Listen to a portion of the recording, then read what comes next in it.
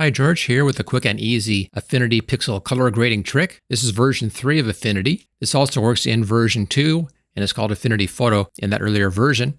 Okay, I'll start off with this picture. If you want to work along, I do have a download link for this in the description. We'll come down over here where it says Adjustments, and we'll be using Selective Color for this. There we go.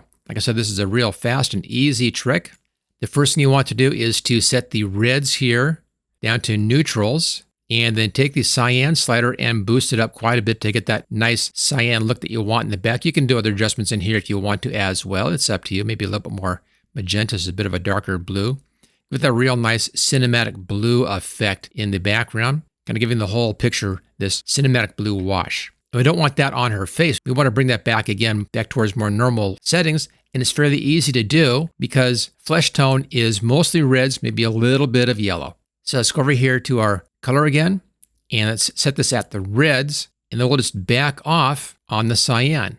Notice how her sweater and also her face lightens back up again, and we lose a lot of that blue in there. Flesh tones can also have some yellow in them. Let's do our yellows. There we go. And we'll take our cyan again and back that off just a little bit on the yellow side. And I think that's looking real nice. The whole thing is done with just that one control there, the selective color control, and it's all on just that one adjustment layer. Let's hide that.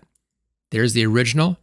And here's our cinematic look. And I think that's a lot more interesting when we use selective color to color grade our image to this real nice cinematic look. And if you want to learn more tricks about how to use Affinity Photo and Affinity Pixel, that's version 2 and version 3 of Affinity, I have a complete training course for this. I'll put a link for that at the top of the description. If you enjoyed this video, hit that thumbs up. Also hit subscribe so you don't miss any videos in the future. And I'll see you next time.